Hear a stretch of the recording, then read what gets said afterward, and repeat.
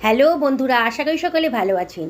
Great করা কাঁচা আলুর ভেতর দুখানা কাঁচা ডিম ফাটিয়ে আমি অসাধারণ টেস্টি একটা ডিনার রেসিপি বলুন বা ব্রেকফাস্ট রেসিপি বলুন বানিয়ে ফেলেছি।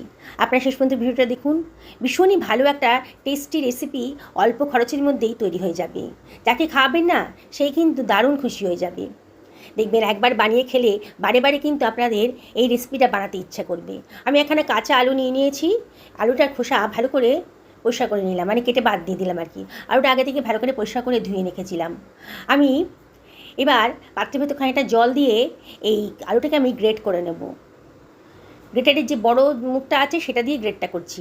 আর জল রেখে দিলাম, কারণ আলুটা যখন গ্রেট হয়ে ওখানে পড়বে না, তাহলে আলুটা ভেতর যে স্টার্চটা আছে সেটা নষ্ট হয়ে যাবে, আলুটাও আর কালো ভাব হবে না। দেখুন, জলের ভেতর দিয়ে আমি ভালো করে কষলে কষলে ধুয়ে নিচ্ছি আলুগুলোকে। আলুর ভেতরে প্রচুর স্টার্চ থাকে। দেখুন আলুর জলের কালারটা কীরকম সাদা মতন হয়ে গেছে। এবার আমি 2-3 বার জল চেঞ্জ করে করে ভালো করে ধুয়ে নিয়েছি। নিয়ে আবারও জল ঢেলে দিলাম, দিয়ে আলুটাকে ভালো করে ধুয়ে নিয়ে আমি চিপে চিপে আলুর জলটাকে ফেলে দিচ্ছি। বন্ধুরা এইভাবে করবেন, তাহলে আলুর ভেতর যে স্টার্চটা থাকে অনেকটাই কমে যাবে। আমি হাত দিয়ে চিপে চিপে যত সম্ভব জলটাকে ঝরিয়ে দিয়ে আলুর গ্রেট করা আলুটাকে আর কি অন্য একটা পাত্রের ভেতর দিয়ে দিচ্ছি। ওই গ্রেট করা আলুর ভেতর আমি দিয়ে দিচ্ছি 2খানা কাঁচা ডিম। আপনারা তো অবাক হয়ে যাচ্ছেন যে কীভাবে এই রেসিপিটা তৈরি হবে, কি তৈরি হতে চলেছে। আপনারা শেষ পর্যন্ত ভিডিওটা দেখুন। ভীষণই মজাদার, ভীষণই টেস্টি একটা রেসিপি আজকে তৈরি হতে চলেছে। গ্রেট করা আলুটাকে ডিমের মধ্যে মিশিয়ে দিচ্ছি।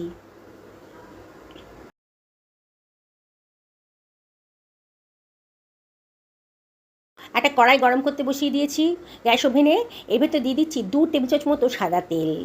তেলটা যখন বেশ গরম হয়ে গেছে তখন 1/4 টেবিল চামচ মতো গোটা জিরে দিয়ে দিলাম।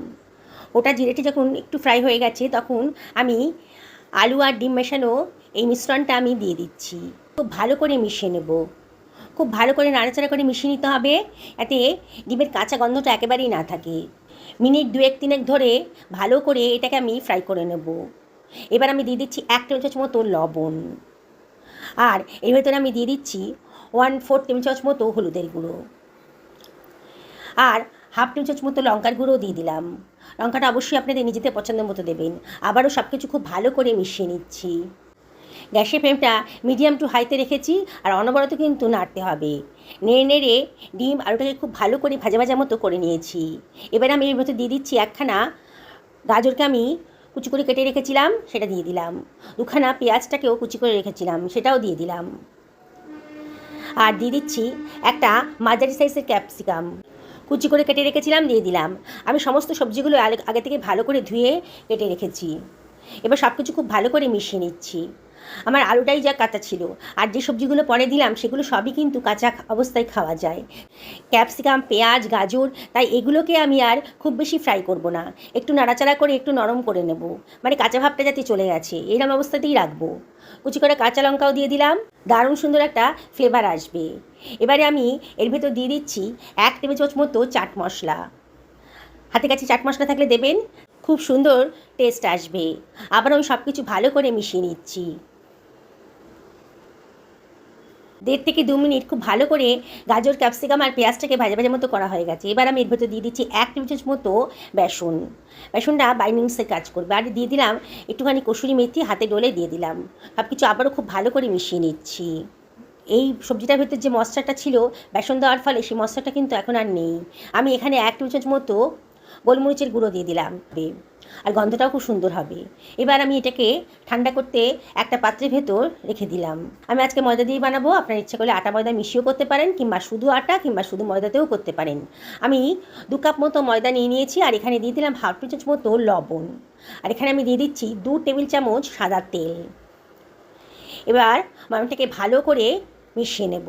অল্প অল্প জল দিয়ে আমি এটাকে একটা ডো বানিয়ে নেব। দেখুন খুব সুন্দর করে ময়দাটা কিন্তু মাখা হয়ে গেছে।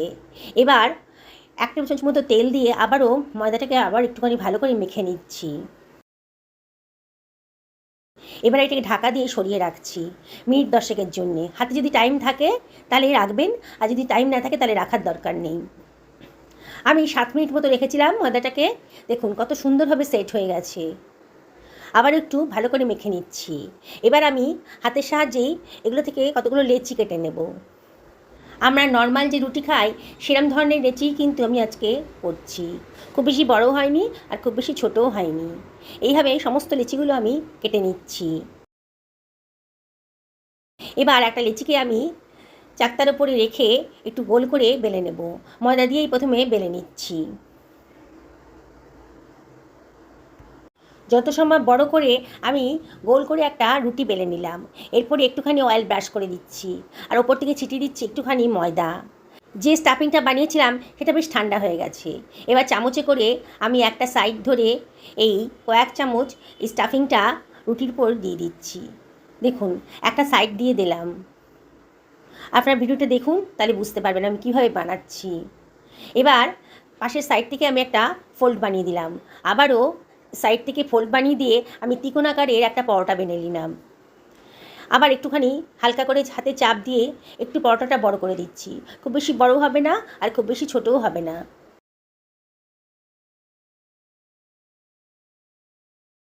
15 মিনিটের মধ্যে কিন্তু রেসিপিটা আপনারা তৈরি করে ফেলতে পারবেন। একটা ফ্রাই প্যান গরম করতে দিয়ে দিয়েছি। ফ্রাই প্যানটা যেন বেশ গরম হয়ে গেছে, একখানা পরোটা আমি এর ভেতর দিয়ে দিলাম। আমি এটাকে প্রথমে সেঁকে নেব। এপিঠ ওপিঠ ভালো করে উল্টে পাল্টে সেঁকে নেব।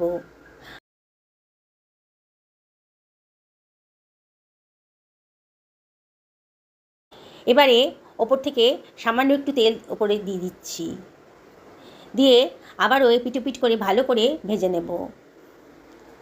বন্ধুরা, আপনারা যদি মনে করেন ডিপ ফ্রাই করবেন তাহলেও করতে পারেন। দেখুন একটু চেপে চেপে রাখছি যাতে ভেতরটাও ভালো করে ভাজা হয়ে যায়। গ্যাসের ফ্লেমটা মিডিয়াম টু হাইতে রাখবেন। আর দেখুন সুন্দর একটা কালার চলে এসেছে, বোঝাই যাচ্ছে পরোটাটা কিন্তু ভাজা হয়ে গেছে। দেখুন বন্ধুরা, খুব সুন্দর একটা কালারও এসে গেছে। আবার আমি পরোটা দিয়ে দিচ্ছি। এবারে দুখানা করে পরোটা ভেজে নেব। আমার ফ্রাই প্যানটা যে সাইজে তাতে দুখানা পরোটা একসঙ্গে ভাজা যেতে পারে। এইভাবেই উল্টে পাল্টে অল্প তেলেই আপনারা পরোটাগুলো ভেজে নিতে পারেন। বন্ধুরা, এই রেসিপিটা দেখছেন তো, বানানোটা কতটাই সোজা আর কতটা হেলদি হয়েছে। বাড়ির বাচ্চারা কিন্তু সবজি খেতে পছন্দ করে না, মানে ভেজিটেবল একেবারেই পছন্দ করে না। আর এখানে দেখুন কতগুলো ভেজিটেবল দেওয়া আছে এই পরোটার ভেতরে। এই পরোটা কিন্তু দারুণ হেলদি আর যথেষ্ট টেস্টিও বটে। তাই বাড়ির বড় থেকে ছোট সবার কিন্তু খুব পছন্দ হবে। বাচ্চাদের স্কুলের টিফিনে, হাজব্যান্ডের লাঞ্চ বক্সে, সকালের ব্রেকফাস্টে কিংবা রাতের ডিনারেও কিন্তু এটা বানিয়ে ফেলতে পারেন। এটার সঙ্গে কোনো তরকারি প্রয়োজন হবে না। একটু কেচাপ থাকলে পরে কিংবা একটু রায়তা থাকলে পরেই কিন্তু এই পুর ভরা পরোটাগুলো আপনি খেয়ে ফেলতে পারবেন। দেখুন বন্ধুরা, দারুণ সময়ে সুন্দর করে ভাজা হয়ে গেছে। অল্প তেলেই আমি এটা ভেজে নিলাম। কালারটাও খুব সুন্দর এসেছে আর সত্যি বলছি খেতে কিন্তু সত্যি অসাধারণ হয়েছিল। এবার একটা সার্ভিং প্লেটে আমি এগুলোকে সার্ভ করে দিচ্ছি। দেখুন কালারটা তার সুন্দর দেখতে লাগছে না? কি দেখে বানাতে ইচ্ছে করছে তো? তাহলে অবশ্যই আমার মতো করে বানিয়ে ফেলুন। আর দেখুন বাড়ির বড় থেকে ছোটরা কতটা খুশি হয়। দেখুন এর কালারটা, কত অল্প তেলে আমি আজকে রেসিপিটা বানিয়ে ফেলেছি। দেখুন বন্ধুরা, আমি একটা পরোটা আপনাদেরকে ছিঁড়ে দেখাচ্ছি। ভেতরটা একেবারে পুড়ে ভরা।